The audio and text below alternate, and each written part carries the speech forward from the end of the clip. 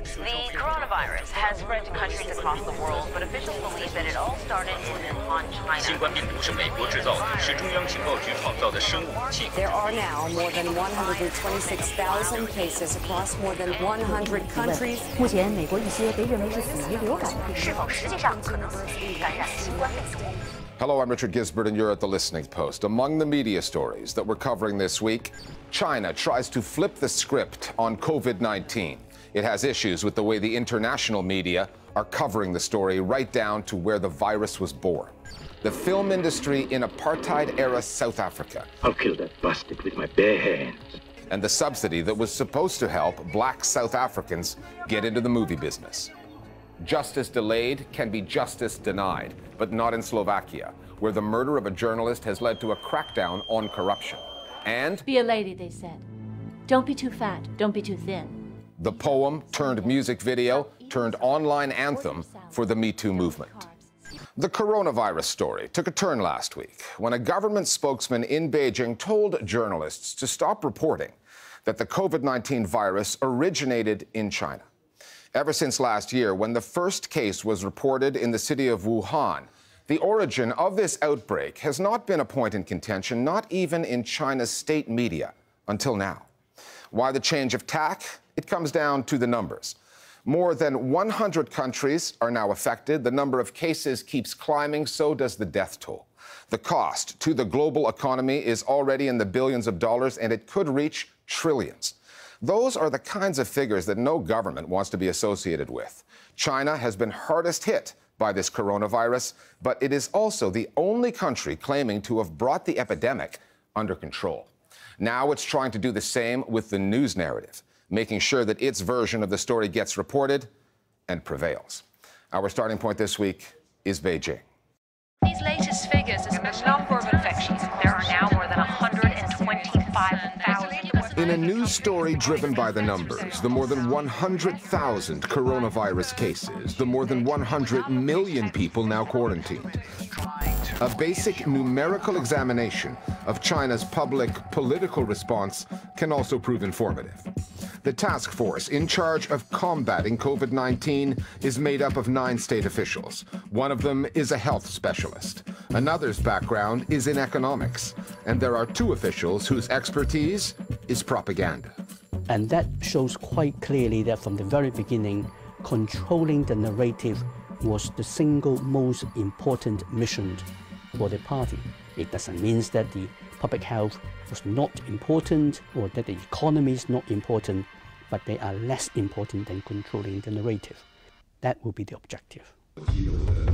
Beijing's most direct attempt to change the narrative on COVID-19 came just over 2 weeks ago through one of its leading scientists. 首先出现的中国不一定是发现在中国，他们的预测是最少5月底。 China was changing its story. Up until then, Foreign Ministry spokesman Zhao Lijian had faced the news cameras day after day after day, never once contesting the idea that the city of Wuhan, where the outbreak began, was also the virus's birthplace. Suddenly, Beijing and the media outlets it controls were saying that the virus could have been carried into China from elsewhere, anywhere. Liu Xin is with China's state-owned English-language news channel, CGTN. People assumed that the virus came from China because the first cases were kind of related to the seafood market in Wuhan, but this was never scientifically proven. There have been media reports coming out, some from credible sources, saying we don't know where is patient 0 or where was patient 0, where was this case first erupted. As China said, we do not know where the virus exactly came from, but we know that the outbreak started in Wuhan, and we know that China had to take, and it did, very strong measures to tackle it. I think that is really the most important part of the equation. There are several steps to this pushing the narrative that the virus originated in the US.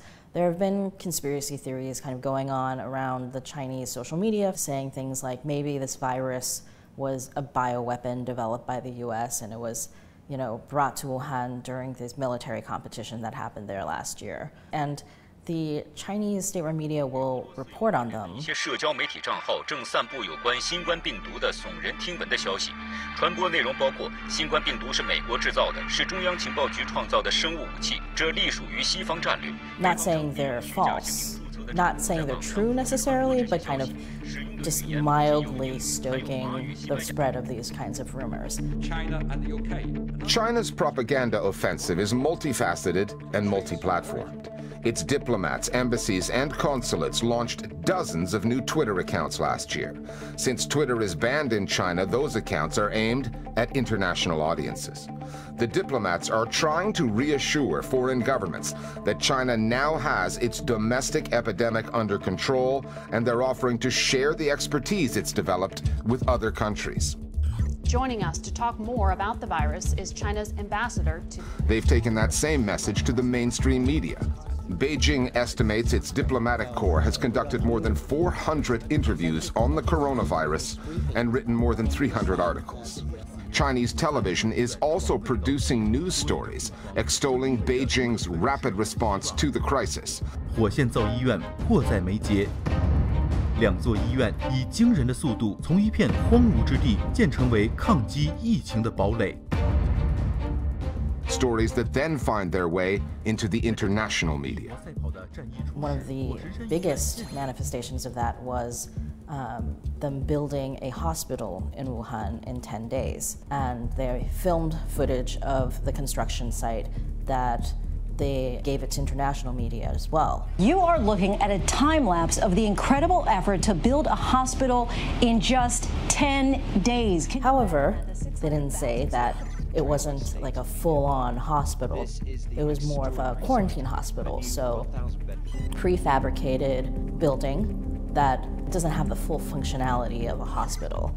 And then they had terrible leaks from the pipes, and there was footage of just water pouring down from the ceiling. People who went into the hospital were saying, you know, this doesn't really look like a hospital, it looks more like a quarantine center. They are being effective because I do see just in the recent days how even Western journalists and the Western experts saying maybe the China is able to do things that we cannot do in democracy when facing this kind of crisis. However, every time when I see people say that maybe the Chinese system is better, I would say, do you want it to be quarantined in China? Because of censorship, there are a lot of sad stories of the suffering and fear and anger we can't see because people can't express themselves. We should not forget what Joseph Stalin once famously said, and I quote, "There is a quality in quantity too." So when you are swamping the media space and the social media space with a particular narrative, you do drown out the other views that presents a somewhat different picture. So if a particular narrative is heard time and time again by a wide range of media, a lot of people will buy into that and forget about the other views. Just because China is churning out the propaganda does not mean it does not have legitimate grievances with the international coverage of COVID-19. Discerning media consumers may have noticed that when news outlets outside of China report on coronavirus cases in their countries, be it the US, Italy, or India, the accompanying image usually includes an Asian face that could pass for Chinese. Germany's Der Spiegel published this magazine cover. It came off as more blame game than journalistic.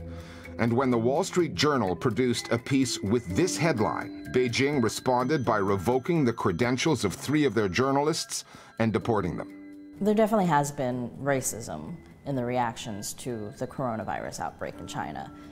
But in terms of mainstream Western media, I see more either unintentional racism or offensiveness or insensitivity. That's kind of the category that the Der Spiegel article or the Wall Street Journal headline falls into. So the Wall Street Journal editor who wrote that headline probably just didn't realize how offensive this was to people inside China because it had been used for years predating the Chinese Communist Party.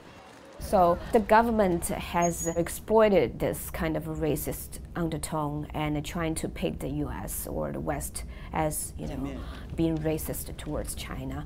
面对恶意、侮辱、抹黑，中国不做沉默的羔羊。 Using that to fan or instigate a nationalistic sentiment within China, again, for the purpose of distracting their attention on the real issues of the mishandling of the crisis to, blame the foreigners. Racism or hate speech is not a new thing, but unfortunately, when we're fighting this common enemy, this has been used to shift the blame, to attack China, to attack China's political system. This came out of nowhere and actually came out of China, which is the way it works. The international media probably need to take a moment to think. Helping people understand China correctly, is that in China's interests alone, or is that in the interest of your own readership, your own viewers? It's also helping your general public to fight ignorance, to fight bias, to fight misinformation in front of a virus. Truth matters. In that respect, China has a point, but it's outweighed by another one. Had Beijing played it straight in the early stages of the outbreak, had its officials not denied the magnitude and the dangers, leaving millions exposed, and had China's media apparatus reported the real story, as opposed to the state-approved version, things could be very different today, regardless of what China's Ministry of Propaganda wants you to believe.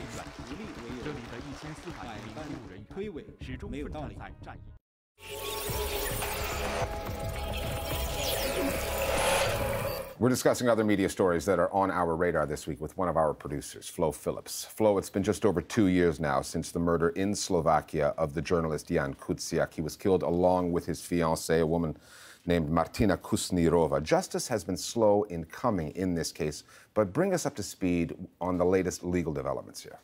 Richard, you'll remember that Kuciak was an investigative journalist and he was looking into tax fraud among businessmen with ties to some of Slovakia's top politicians. One of those figures was a man named Marian Kočner, and Kuciak revealed that Kočner had direct links with police and prosecutors. In fact, when Kuciak told police that Kočner was in fact sending him threats, the police did nothing. A few months later, he was found dead in his home. At the time, tens of thousands of Slovaks took to the streets, and that led to the resignation of the Prime Minister there, Robert Fico. Now, the new Prime Minister, elected this year, a man called Igor Matovic, made Kuciak's case a major part of his campaign, promising to root out corruption. So why is this legal case resurfacing now? So last year, 4 people were charged with the murders, and Marian Kočner himself is currently on trial as the alleged mastermind. This past week, he was charged with the bribery of public officials, and now 18 of those officials have been arrested, 13 of whom are judges. Whoa. There are shades here, in this case, of Malta and the murder of the journalist Daphne Caruana Galizia, aren't there? Indeed. I was in Malta a couple of months ago looking into that case and its legal aftermath. Daphne Caruana Galizia suffered years of harassment and intimidation for exposing corruption at the very highest levels of government there.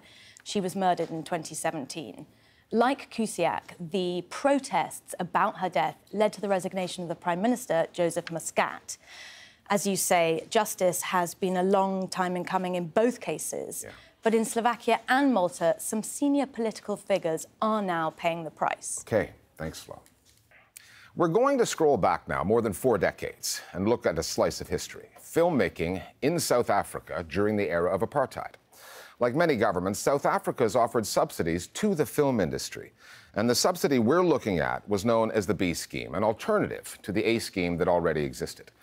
In order to qualify for the B scheme, filmmakers who were mostly white back then had to produce films with black casts for black audiences in a black South African language, such as Zulu, Xhosa, or Tswana. From around 1973 to 1989, as many as 1,500 of those films were produced.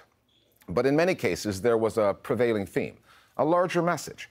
one that would explain why the apartheid government, with its policies of racism, oppression, and segregation, would help bankroll movies that were made ostensibly for the entertainment of black South Africans. The Listening Post's Nick Muirhead now on the B-scheme subsidy and the effect that it had on filmmaking in apartheid-era South Africa. This is the Yetu Cinema in Soweto, the first black-owned cinema in South Africa. It's boarded up and abandoned now, but during the struggle against apartheid, it was a focal point. A place where subversive films were shown and activists could organize. On January 1st, 1973, it made cinematic history in South Africa by being the first cinema to screen a film called Joe Bullet. What made it groundbreaking? Joe Bullet was black. Use this. I'll kill that bastard with my bare hands. When Joe Bullet came out, we were excited seeing a black action movie in the townships, and the all-black cast. So we really liked it. It put more people in our cinemas. It was quite unique for the time, is because at the height of apartheid, no one was really considering producing movies with all-black cast members for black audiences. Joe Bullet is a kind of very suave ladies' man coming to the rescue of both damsels in distress, as well as, you know, those who hire his investigative and martial arts expertise.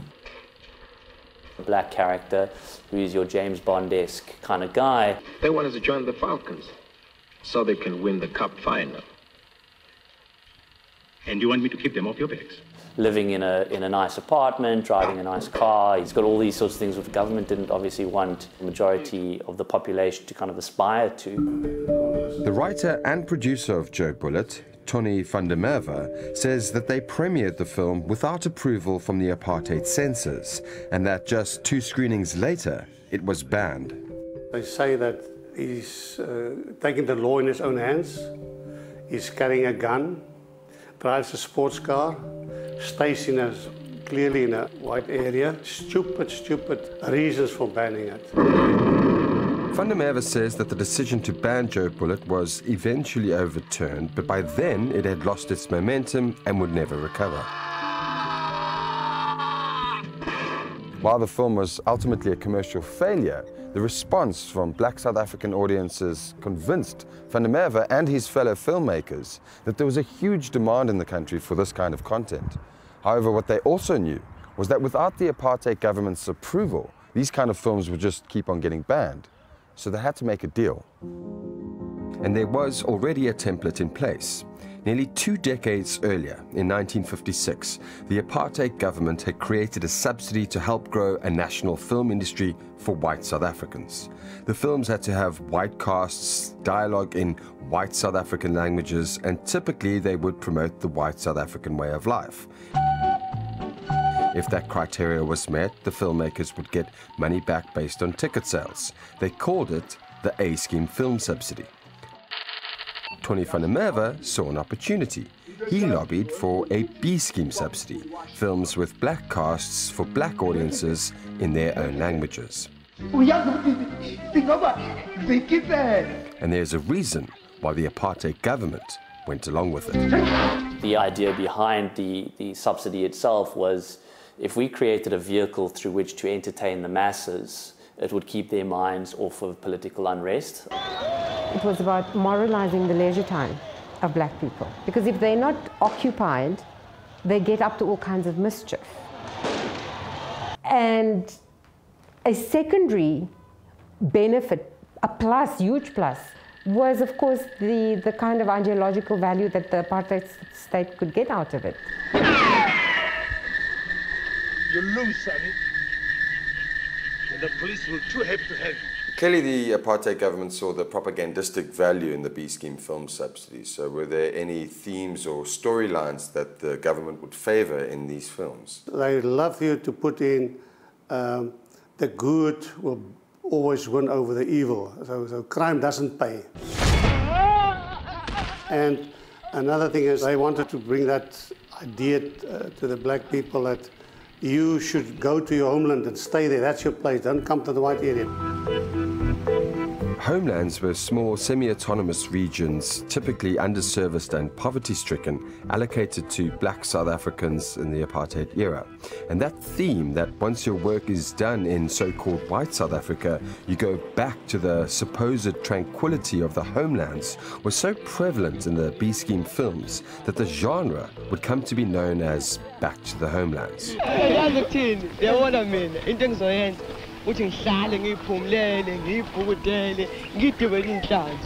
The urban centers were always portrayed as dens of vice for black people, and black people were portrayed as morally weak. They always succumbed to the evils of the urban centers. So that's the spin-off on the Back to the Homelands. I don't necessarily agree with the notion that they were purely propaganda-driven kind of films. There were also a large amount of producers and filmmakers who were just making movies for the sake of making movies. And actually, we now had black camera operators, sound guys. There were the performers in front of cameras who were all black. To kind of do a blanket brush across it, saying that that's what it was all about, I think is not a fair assessment of actually what happened. The filmmakers catered to what they knew the censor board would approve of.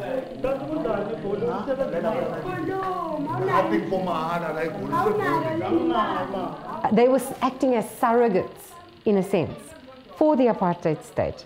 And one can understand that. I mean, I'm not saying that as a critique necessarily, because one can understand. They lived apartheid, you know, and they lived in a particular time when they knew how the world was bounded.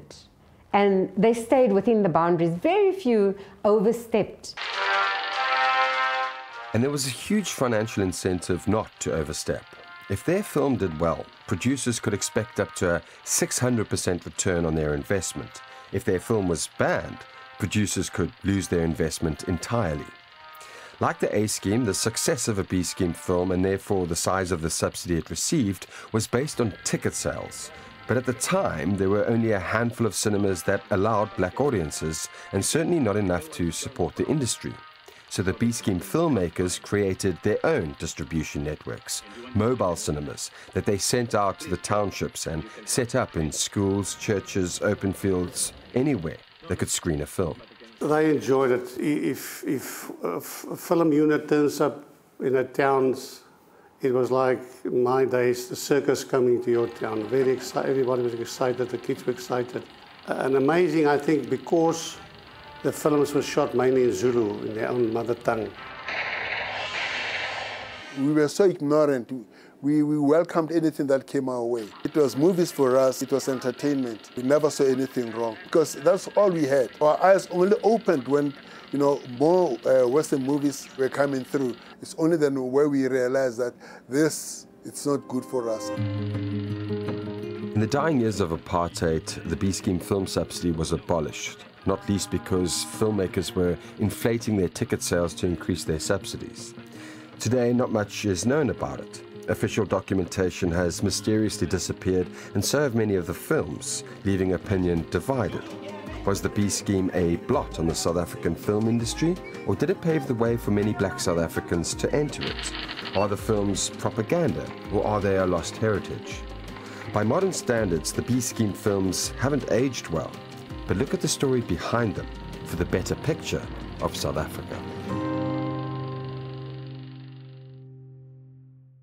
And finally, back in 2017, a blogger named Camille Rainville published a poem about the mixed messages that women are sometimes sent. It was called Be a Lady, they said. That was the same year the Me Too movement got its kickstart, when Hollywood film producer Harvey Weinstein was exposed by the New York Times as an alleged serial rapist. A couple of weeks back, the alleged part went away. Weinstein was convicted. He's since been sentenced to 23 years in prison. Camille Rainville's poem has been repurposed and put to film by a British magazine called Girls, Girls, Girls, voiced by actor Cynthia Nixon and put online. This video looks like it's straight out of a glamour shoot, but it packs a socio-political punch on the pressure that society imposes on women, the impossible double standards demanded of them. It's had 20 million views and counting. We'll see you next time here at The Listening Post. Be a lady, they said. Don't be too fat, don't be too thin. Eat up, slim down. Stop eating so much. Order a salad. Don't eat carbs, skip dessert. Go on a diet. God, you look like a skeleton. Why don't you just eat? You look emaciated, you look sick. Men like women with some meat on their bones. Be a size 0. Be a double 0. Be nothing. Be less than nothing. Be a lady, they said. Wear makeup. Highlight your cheekbones. Line your lids, fill in your brows, lengthen your lashes, color your lips. Powder, blush, bronze, highlight. Your hair is too short. Dye your hair, not blue. That looks unnatural. Look young. Old is ugly. Men don't like ugly. Fold his clothes, cook his dinner, keep him happy. That's a woman's job. You'll make a good wife someday.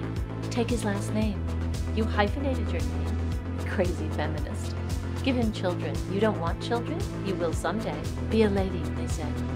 Don't get raped. Don't drink too much. Don't walk alone. Don't go out too late. Don't dress like that. Don't get drunk.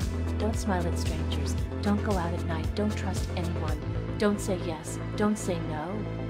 Just be a lady.